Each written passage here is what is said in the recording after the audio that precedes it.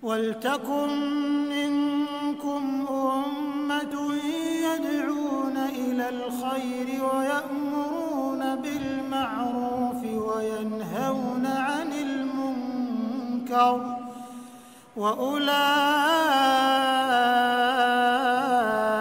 هُمُ الْمُفْلِحُونَ.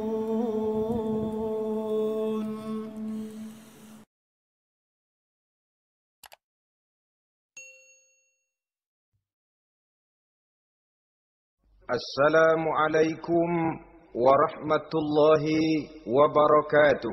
Waalaikumsalam warahmatullahi wabarakatuh. Alhamdulillahi wahdah, sadaqa wa'dah, wa nasara 'abdah, wa a'azza jundah. Wassalatu wassalamu ala man la nabiyya ba'dah. وعلى آله وصحبه ومواله لا حول ولا قوة إلا بالله أما بعد. Saudara-saudara kaum muslimin rahimakumullah.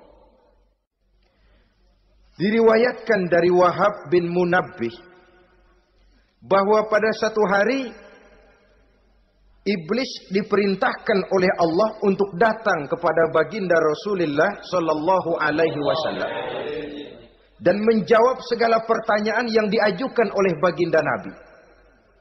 Datang iblis dalam bentuk orang tua pakai tongkat. Jadi iblis itu bisa malih warna, dia termasuk jenis makhluk halus toh, seperti halnya jin dan malaikat itu bisa malih warna sesuai dengan yang mereka kehendaki. Ketika datang, baginda Nabi bertanya, "Man anta?" Siapa kamu? Dia jawab, "Ana iblis." Saya iblis. Jujur. "Limadza ji'ta?" Mau apa kamu datang kemari? Kata baginda Nabi. Dijawab oleh iblis, "Innallaha amaroni an atika wa ujibaka an kulli ma sa'altani." Allah memerintahkan saya untuk datang kepadamu dan menjawab segala pertanyaan yang engkau ajukan kepada saya. Nah, atas pernyataan ini baginda Rasul kemudian bertanya dengan dua pertanyaan. Pertanyaan pertama, iblis, "Kam ikhwanuka min ummati?" Ada berapa sih teman-temanmu dari golongan umatku? Dari golongan umatku, umat Islam ini. Bukan orang lain. Kalau orang kafir sih sudah jelas. Itu memang CS-nya iblis. Tapi dari umatku. Siapa saja yang jadi teman-teman kamu iblis? Menjadi antekmu, menjadi alatmu sejak dari dunia sampai ke neraka nanti. Atas pertanyaan ini iblis menjawab, "Teman-teman saya dari golongan umatmu ya Muhammad, asyarun, ada 10 orang. Ada 10 orang yang merupakan teman-teman iblis dari dunia sampai ke neraka." Siapa mereka? Pertama kata iblis, "Teman saya hakimun jair." Hakim yang curang. Hakim yang tidak adil. Ini bisa dimaklumi. Kenapa? Karena hakim diharapkan adalah produk keadilan.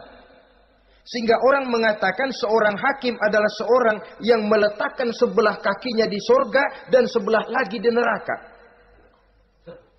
Kalau adil dia menghukum, kaki sebelah kanan yang akan menentukannya ke surga.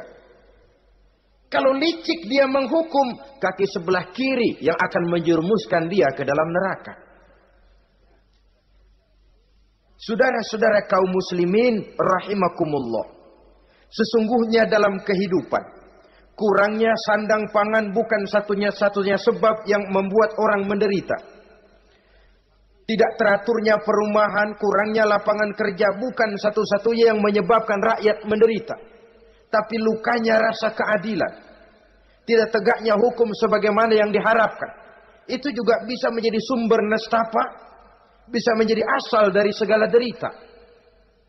Oleh karena itu, hakim yang tidak adil, hakim yang curang, yang menghukum tidak berdasarkan hukum, tapi berdasarkan kepentingan, berdasarkan pesan sponsor, hukum bisa dibeli, ada istilah mafia peradilan. Hakim-hakim macam ini yang akan menjadi teman-teman iblis. Dan tiap kali palu akan diketuk, iblis sudah bukan main sibuknya. Kekuasaan di tanganmu, hijau katamu, hijau yang akan berlaku, merah kau ketok, merah yang akan jadi keputusan. Orang lain tidak tahu ini kesempatan untuk jadi kaya, ini kesempatan untuk naik pangkat. Manipulir hukum tidak ada yang tahu karena orang banyak yang awam dengan hukum. Saudara-saudara kaum muslimin, kalau hukum sudah bisa dibeli, atau kalau hukum cuma untuk orang-orang kecil saja, ada kelompok-kelompok yang kebal hukum, maka akan timbullah kiamat di masyarakat, di mana yang kuat makin kuat, yang lemah selalu menjadi mangsa. Oleh karenanya, hakim yang serong, hakim yang durjana merupakan teman-teman setan, merupakan teman-teman iblis dari dunia sampai ke neraka nanti. Ini yang pertama. Oleh karenanya, pada dasarnya setiap kita adalah hakim. Untuk keluarga, dalam pergaulan, hendaklah adil di dalam memutuskan segala sesuatu. Lebih-lebih hakim yang memang menjadi pengayom masyarakat. Bukankah lambang para hakim digambarkan dalam bentuk neraca yang berimbang, tidak berat ke kiri, tidak juga berat ke kanan, dalam arti objektif memberikan keputusan sesuai dengan hukum, sehingga masyarakat terlindungi. Dan hakim yang adil secara praktis adalah musuh daripada setan. Dimanapun setan dan iblis paling gak demen sama hakim yang adil. Itu merupakan musuh besar bagi setan. Yang menyalahkan yang salah, membenarkan yang benar. Walaupun yang salah orang besar, yang benar orang kecil. Dan kita memang oleh baginda Nabi diajarkan satu doa. Allahumma arinal haqqa haqqa warzuqna tiba'ah. Ya Allah, perlihatkan kepada kami bahwa yang benar itu benar. Sebab sering kita lihat yang benar jadi tidak benar. Ini memerlukan kekuatan batin. Yang benar tampakkan kepada kami kebenarannya ya Allah. Sebab sekarang banyak ketidakbenaran yang dikamuflase. Banyak ketidakbenaran yang diberikan lipstick. Sehingga kelihatannya menjadi benar. Ini baik doa ini saya pikir dibaca oleh para hakim. Allahumma arinal haqqa haqqa. Ya Allah, perlihatkan kepada saya bahwa yang benar itu benar. Dan tidak cuma sekedar itu. Warzuqnit tiba'ah. Berikan kekuatan kepada saya untuk mengikuti kebenaran itu. Sebab kadang-kadang terjadi juga dia tahu yang benar itu benar. Tapi tidak punya keberanian moral untuk mengatakan bahwa itu benar. Dia tahu itu barang yang hak. Tapi tidak terpanggil mengikuti yang hak. Tidak punya kekuatan moral untuk mengikutinya. Lalu doa ini pun disambung. Wa arinal batila batilan. Warzuqna ijtinaba. Wahai Allah, perlihatkan kepada kami bahwa yang batil adalah batil. Bahwa yang salah adalah salah. Bahwa yang munkar adalah munkar. Berikan kepada kami kekuatan untuk menjauhi yang munkar, yang batil, yang zalim. Saudara-saudara kaum muslimin rahimakumullah. Kita sering mencaci kaum pelacur sebagai sampah masyarakat.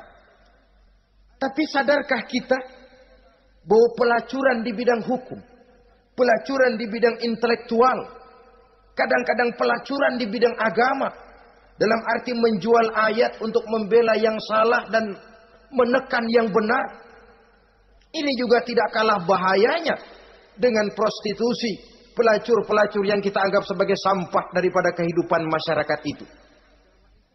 Oleh karenanya, maka hakim yang adil merupakan musuh utama daripada iblis dan setan.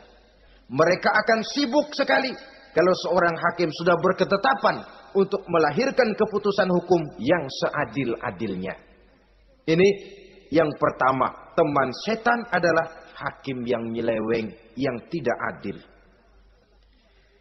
Yang kedua, teman saya, kata iblis, ghaniyun mutakabbir. Orang kaya yang sombong.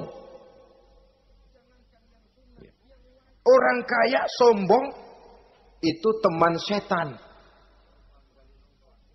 Orang miskin sombong itu lebih teman lagi tuh. Sebab ini sudah kelewatan. Kalau orang kaya sombong barangkali masih lumayan lah, memang kaya. Tapi kalau sudah miskin sombong, minta ampun.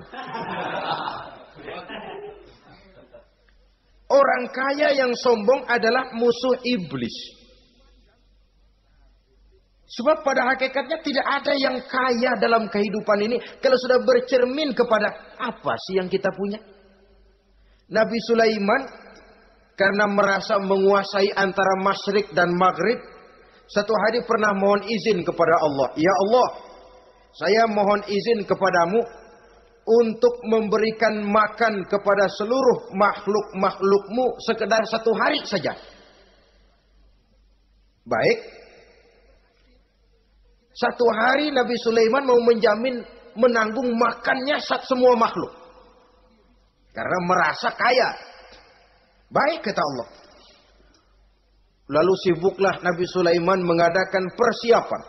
Seluruh bala tentaranya, jin, binatang dikumpulkan, mengumpulkan makanan yang sebanyak-banyaknya, diatur di satu lapangan yang sangat luas. Sebab ini yang mau makan tentu tidak sedikit. Sudah selesai persiapan, kata Allah, sudah selesai Sulaiman? Sudah, ya Allah. Nah, aku mulai dari makhlukku yang paling di bawah. Ikan. Ikan Nun dipanggil oleh Allah. Rezekimu hari ini mau ditanggung Sulaiman. Naik, makan. Naik ikan ini. Sekali makan seluruh persiapan habis. Goleng kepala Nabi Sulaiman, beliau sadar lalu sujud, maha kaya engkau ya Allah. Boro-boro nanggung makanan semua makhluk hidup sehari, ikan satu nggak keurusan. Ini baru sekali makan, bagaimana nambahnya? Jadi apa sih yang kita anggap kaya ini? Maka orang kaya yang sombong pada hakikatnya kacang yang lupa akan kulitnya. Tidak ada yang kita bawa pada saat kita terlahir ke alam ini. Sebagaimana juga tidak ada yang kita bawa pada saat kita meninggalkan alam ini. Harta kita akan pindah nama.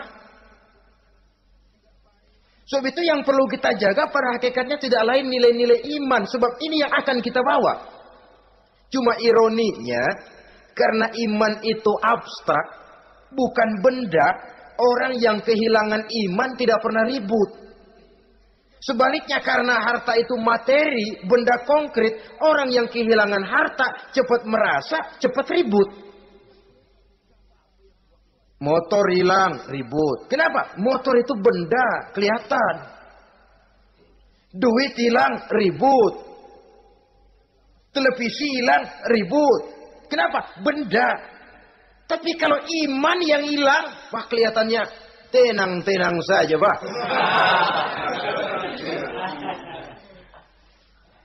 Padahal ini usaha iblis bagaimana orang kehilangan iman, menjadi kafir, masuk grup dia untuk menemani dia di dalam neraka nanti. Dia gelincirkan iman kita dan kita sering tanpa terasa telah mengalami pergeseran nilai-nilai iman kalau tidak tergusur sama sekali. Cuma saya katakan tadi, oleh karena iman ini bukan benda, orang yang kehilangan iman kurang begitu merasa. Padahal ini yang paling berharga. Sebab ini yang akan kita bawa menghadap Allah. Orang itu kalau sudah yakhruju minad dunya bighairi iman, keluar dari dunia, meninggalkan dunia dan seluruh isinya, kembali menghadap Allah dengan tidak membawa iman, tempatnya jelas sudah. Itu yang paling kita khawatir. Pangkat jelas tidak kita bawa. Harta benda akan pindah nama jadi milik ahli waris kita. Tiba-tiba iman yang cuma satu itu tempat kita bergantung hilang juga dari diri kita. Dengan apa kita mau menghadap Allah? Dan kemalangan apa yang lebih besar dari orang-orang yang telah kehilangan iman pada saat dia menghadap Allah Subhanahu wa ta'ala. Karena itu saudara-saudara, terutama yang diberikan amanah berupa harta oleh Allah dalam kehidupan ini, bersyukurlah kalau saudara diberikan kepercayaan oleh Allah untuk menyalurkan rezeki kepada orang lain. Seperti keran yang nyimpen air tapi tidak untuk dirinya, disalurkan kepada yang memerlukannya. Rezeki dia cuma lewat tangan saya. Rezeki dia cuma lewat tangan saya. Berbahagialah orang kalau dipercayai Allah untuk menyalurkan rezeki kepada orang lain. Artinya agen. Yang ditunjuk jadi agen Allah, kok nggak bangga? Kalau sudah kemari cara berpikir, insya Allah rasa bakhil bin pelit alias medit bin koret. Itu insya Allah nggak ada. Kan kadang kita berpikir, yang nyari duit gue setengah mati, lu datang-datang mau minta aja pala lu. Kan itu toh kadang-kadang cara kita berpikir. Ya boleh jadi lalu terasa berat. Tapi kalau kembali kepada kesadaran, barangkali alhamdulillah rezeki dia cuma lewat tangan saya. Kalau saya nggak ngasih dia, barangkali nggak semudah ini saya dapat rezeki. Allah mudahkan rezeki saya karena saya sering membantu orang-orang yang memang memerlukannya. Andai kata saya nggak membantu mereka, belum tentu rezeki selancar ini. Tidak lalu, enak aja. Peras keringat gua banting tulang, pergi pagi pulang sore, lu datang-datang nada aja. Berbahagialah orang jikalau sekali lagi dia dijadikan agen oleh Allah untuk menyalurkan rezeki kepada mereka yang memang memerlukannya.